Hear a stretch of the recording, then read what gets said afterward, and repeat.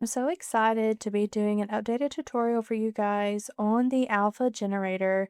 And I am going to be showing you the Sydney script font that I bought from Three Gents. And then I actually made this an alpha set myself in Procreate. And we're going to go ahead and get started. So I have it labeled here. And so the fill layer is going to be my base layers. I'm going to go ahead and load those in. Outline layers for this is truly an outline layer, but sometimes it's going to be different depending on what type of alpha you have. So if I was using a lace, this would be different because the lace would be the base layer and then the top layer would be the outline layer. And you don't have to rename everything when you load these in. You just have to pick which one you want for the folder, if that makes any sense. So it's okay if you have a folder named base that comes to outline, as long as the A and the B and everything like that is done in it. It doesn't really matter what the folder name is. So I've got this loaded in, and the colors that this defaults to is base colors are going to be purple, outline colors are going to be black, accent colors are going to be white, and then accent 2 is also white, I believe, if I'm remembering correctly. But this one only has 3 layers. So I'm going to go ahead and scroll down because now we have everything uploaded, and this part right here is not really important anymore unless you have a problem. So I'm going to go ahead and scroll. And we're going to go to style each layer. And instead of a solid color, which is where you pick your colors here, or a gradient, or a pattern, I'm going to select image. Now, if you are doing a pearl or something to where the outline layer does not need to be changed, then you click original. So all that does is it just defaults to my original upload with no changes. But I tend to do an image layer, and I'm going to go ahead and pull in some of the digital papers. I'm going to do this camo digital because I've really been wanting to use it because it's adorable. And then I'm going to do stretch to fill. Now, the difference in tile repeat and stretch to fill is you can see that the A right here has a lot of lines. And as I move this, you can see that it's going to do different lines there because it's not a seamless pattern. So if you're using a digital paper and it is not seamless, you need to go stretch to fill, and it will bring the paper up to fill this boundary here. If you keep it on tile repeat, I have been able to do it at about 85% and it not have a line, but I don't like to chance it, so I just do stretch to fill so that all of the letters are done correctly. And then what we're going to do is for the outline layer, I have it black here, but I do want to kind of see what it would look like as a different color. So I'm going to select my little eyedropper tool here, and I'm actually going to go on screen and do this little tan. I do think that looks very good. I know that the black is a lot more defined, but you can go in and play around with that and select a few different colors and see what your favorite is. So let me do a darker brown and see if that looks good. I do like the darker brown. I don't know, I kind of like the lighter better, just personal preference. But I know that everybody's going to have a different preference for this. So I'm going to leave it at the lighter tan. And then this blending mask, you don't have to really use that unless you are just needing to do an overlay. And what that means is that it clips it here, but it doesn't actually just do a normal, complete change. So if you've ever used Photoshop, you'll know what I'm talking about, or even in Procreate, you can go in and change some of your blend modes there depending on the layer that you're doing. For most of these, you're not going to need that, but I did want to have it just in case you needed that for you guys. And of course, we don't want it to be a low opacity here. We want to make sure that our outline is at 100%. And you have the option, and I'm going to do it here, to outline. Now, I know that looks horrible because it defaults very big, but I'm going to go ahead and pull it down, and I actually don't want to outline the actual outline here. I want to do an inner outline of the base layer. So I'm going to go back up here, and I'm going to click Enable, and we're going to go inside, and I'm going to move it down to about 3%. Position is inside, which just means we don't want it to go outside the boundary here. It's actually going to invert and go into the letter.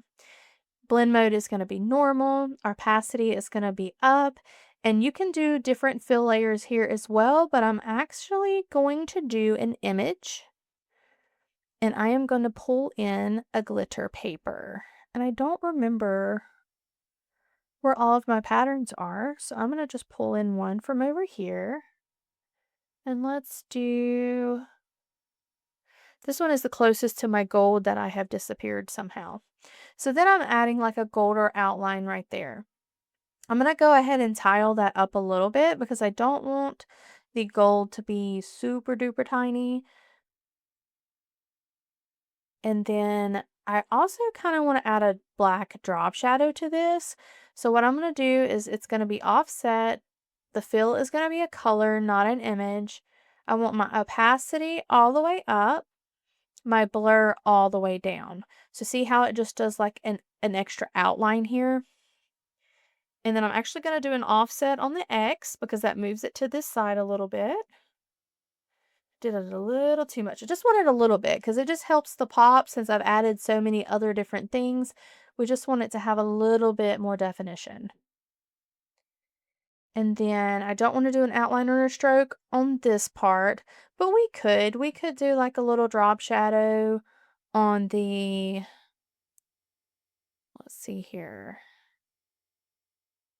See, I don't like that. I feel like it makes it a little too busy, but you could do a drop shadow even if you did an outline. I just don't think it's going to look good for this one, but you have all of the options for all of the ones. So if you need to do an outline or a drop shadow here, you can do that. If you need to do it for your outline layer, if you need to do it for your accent layer, whichever layer you're needing to do that for is fine. And for this one, you have all the same options, but I'm just going to leave it solid and white because I like the white fill in the middle. And then I don't have a second accent for this one. So our output here, it's always going to export at 12 inches by 12 inches at 300 dpi. I haven't had any problems with that to be a print-worthy size. You could even do 10 inches to 10 inches. So since this doesn't fill the square all the way, it may be a little bit closer to like an 11-inch letter versus a 12-inch. I've never had any problems with that. But if you guys need to have a bigger square, then we just have to make the alphas bigger. So let me know and we'll definitely figure that out as we go. But I don't want to have a background color. I want it to be transparent and I want to trim the edges for the transparency. So see how it makes it really big and blown up now? This is what we want when we download because it's going to trim all the extra minus a little bitty sliver just to give you guys room for all of your changes here and all of your drop shadows. But it's going to be really close and clip really close. So then we're going to go ahead and I'm going to download this as Sydney Camo. And I'm going to click download. Now, the download speed is going to depend on your browser, how much space, storage, RAM, the whole works that you have, and what device you're using. iPad is going to work very differently on this than a laptop versus a desktop because everything has different specs, so specifications and all the things. So it's also going to depend on, do you have an older computer or a newer computer? Because if you have a computer, I would say probably 6 years or older, it's probably going to lag a little bit. I'm not saying it's not going to be usable, but it's just going to depend on what capabilities your actual hardware has in order to use this and how fast. Just like Photoshop, like before I updated my laptop and updated all of the processors and everything and the RAM and added more storage to the hard drive. Before I did all of that, I could not open Photoshop without it crashing. You're going to have the same concept here. So you're doing a lot of things in the background. You have all of these different letters. You have all of these different effects and things that you're doing. So that is going to determine what you guys have going on for that. So once everything downloaded for me, I'm just extracting the zip folder. If you're then pulling this over into Word Builder, you do not have to extract anything. You can leave it zipped. But when I upload different letters and things into my Google Drive, I like to have everything unzipped and it just goes into a big folder so that they do not have to unzip and then unzip a second file. So I'm going to pull this on screen for you guys and just give you a quick peek. So I like to sort it by the name. I'm going to go ahead and pull this up so you guys can see. So this is my finished letter. Now, I don't like the gold, obviously. I don't know what happened to my pretty gold right here. I've got to find it. So I'll actually go back in and redo this with that gold. But this is what you see. And so we have our drop shadow here. We've got our colored outline here. We've got our digital camo paper here. And we've got the accent showing, everything's good. And then if I hover over it in my folder, it will show you. Well, I said that. Let me go back in. Sometimes I have to do it like this to hover. So it's showing 1431 by 2190 for that one. And this is because of my sizing that I had with this file. I don't have it at 3600 pixels yet, but I will. And then don't be like discouraged or upset if you see a black on the background here. It's just because it's transparent and sometimes my folders do weird stuff. So they're all transparent. They don't have a background. So these do not have a black background. They're just previewing as black because there is no background, if that makes any sense. So you can see that there's not like a big black box back here. You can see your outline really well. And then I have my mock-up preview here. And I have been working on that for you guys to where it looks a lot better, and that looks beautiful. So this is ready for me to list in Etsy, and I do not have to do a whole bunch of work in Canva to fix it. And that's what we want for you guys. I do not want y'all to have to do a whole bunch of stuff. I do have the quality of the mock-up drop down because I don't want people to come in and steal all of your things.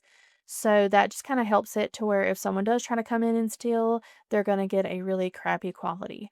So I'm super excited. If you guys have any questions, comments, all the things. And like I said, just make sure that your alphas that you're using are at minimum 3600.